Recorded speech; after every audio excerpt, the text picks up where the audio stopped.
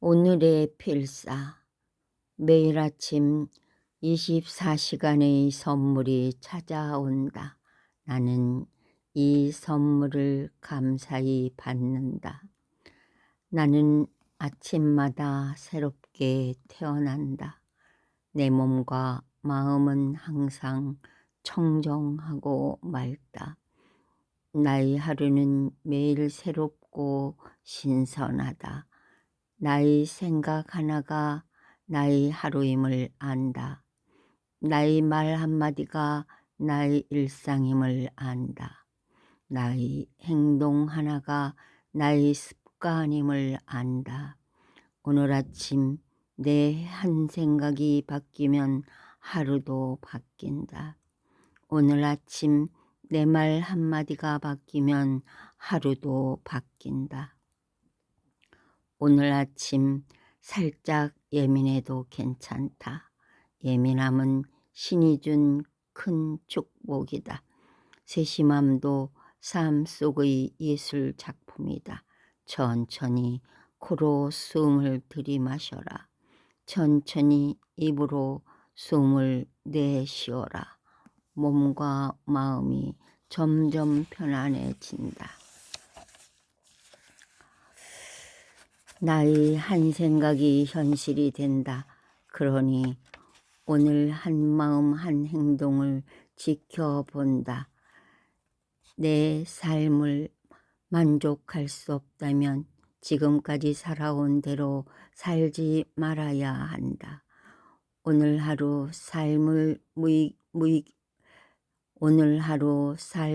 무게에 주눅들지 마라. 그 어떤 존재에게도 주눅들지 마라. 친절하지 않은 사람 앞에서 주눅들지 마라. 그런 존재에게 일부러 친절하려 노력하지 마라. 스스로의 존엄함을 지켜라. 스스로의 존중함을 내가 깊이 새겨라. 나를 아끼고 존중하며 스스로 배려할 줄 아는 자만이 남도 아끼고 존중하며 배려할 수 있다. 모든 것은 나로부터 시작되었다. 내가 창조자다. 내가 창조자다. 오늘의 필사였습니다. 4일째 되는 오늘의 명상 말씀을 이어서 이거 왜 이렇게 잘 안 꼽아져? 이어서 한번 읽어 보겠습니다. 4일. 누가 뭐래도 내 길을 간다. 이제 이 내용은 참 길은데 이거를 다시 읽어 내려가 보겠습니다. 그림은 살짝 티셔츠에 그린 그림을 배경으로 합니다. 추구하는 바가 있다면 끝까지 나아가라. 좀 빠르게 읽을게요. 논어에 나오는 이야기다. 때는 바야흐로 춘추 전국시대 공자와 제자들이 길을 가고 있었다. 하지만 공자의 어깨는 움츠려 있었다. 많은 나라를 돌며 많은 왕에게 도덕과 예의로 백성을 다스려야 한다고 설득했지만 공자의 인의이해지는 논리가 춘추 전국시대의 상황에 맞지 않다며 공자의 주장은 가는 곳마다 거절당했다. 탐욕과 이기심으로 가득 찬 왕들에게 실망을 느낀 공자는 다시 자신의 뜻을 받아들여줄 새로운 군주를 찾아 고단한 여행길을 몇 명의 제자들과 묵묵히 걸어가고 있었다. 날이 어둑어둑해질 무렵 낯선 길을 따라가던 일행은 막다른 큰 강줄기를 마주하게 되었다. 일행은 강을 건널 수 있는 나루터가 어디 있는지 우왕좌왕했다. 아우 이거 왜 책꽂이가 이렇게 그냥 아우 너무 빽빽해서 이거 한 손으로 들고 이거 할 수가 없네. 아 참. 마침 저만치 강 옆의 밭에서 쟁기로 땅을 갈고 있는 두 사람이 보였다. 그림도 좀 봤고. 밭을 가는 두 사람은 춘추시대의 혼탁한 세상을 떠나 자연 속에 숨어 사는 도가 수행자인 장조와 권릭이었다. 이를 모른 채 공자는 제자 자로에게 일렀다. 자로야, 네가 가서 저분들에게 나루토의 위치를 여쭤보고 오너라. 네 스승님. 자로는 꽤 떨어진 그 밭으로 서둘러 간 후 밭을 가는 장조에게 다가가서 말을 걸었다. 말씀 좀 묻겠습니다. 혹시 나루토 가는 길이 어딘지요? 밭을 갈던 장조가 제자에게 물었다. 저기 수레 위에 점잖게 고삐를 진 사람은 누구신가? 공구이십니다. 공구는 공자의 본명입니다. 노나라의 공자란 말이냐? 예, 그렇습니다. 공자 정도 되면 눈을 감고라도 나루토 가는 길쯤은 예측해야 하지 않는가? 당연히 나루토가 어디 있는지도 알겠지. 장조는 더 이상 쳐다보지도 않고 다시 밭일을 이어갔다. 답답해진 제자가 이번에는 옆에 또 다른 밭일을 하는 권릭에게 다가가 물었다. 말씀 좀 묻겠습니다. 나루토 가는 길이 어딘지요? 그러자 권릭도 제자에게 되물었다. 나루토 가는 길을 묻는 너는 누구냐? 자로입니다. 저 고삐를 쥐고 있는 공자라는 자의 제자인가? 예, 그렇습니다. 그럼 자네 내 얘기 한번 들어보시게나. 온 세상이 거센 흙탕물처럼 빠르게 흘러가는데 누가 감히 이 세상을 고칠 수 있단 말인가? 공자라고 해서 이 세상을 바로잡을 수 있단 말이냐? 자네도 정신 차리게. 세상을 이리저리 기웃대며 다니는 저런 사람을 따라다니지 말고 차라리 어지러운 세상을 피해 우리와 같이 자연 속에서 지내는 게 어떠한가? 그제야 두 사람이 자연에 묻혀 세상을 등지고 살아가는 도가 수행자임을 눈치챈 자로는 그 자리를 떠나 다시 공자의 곁으로 돌아갔다.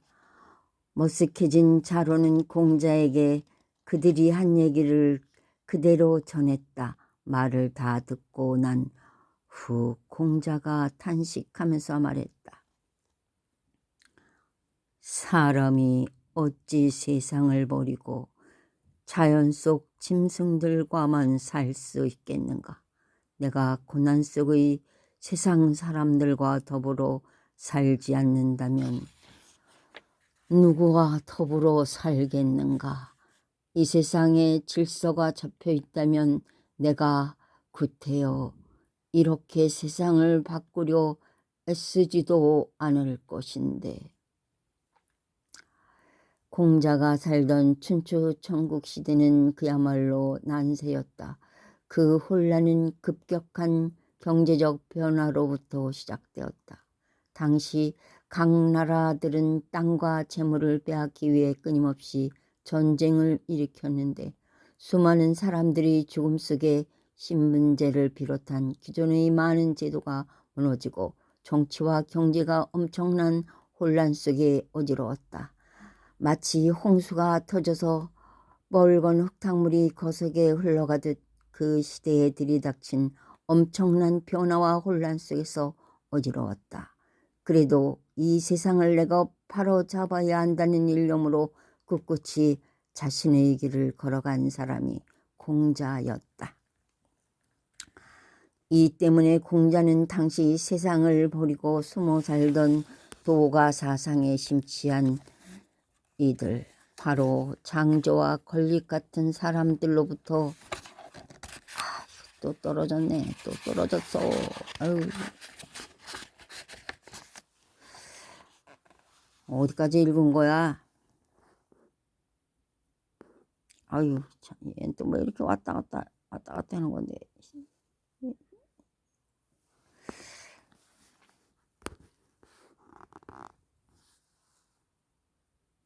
아, 나 어디까지 읽었는지 잊어버렸어.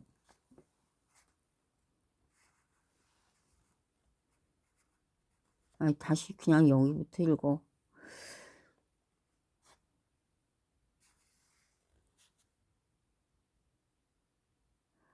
이 때문에 공자는 당시 세상을 버리고 숨어 살던 도가 사상에 심취한 이들, 바로 장저와 걸릿 같은 사람들로부터 조롱과 비난을 받기도 했다.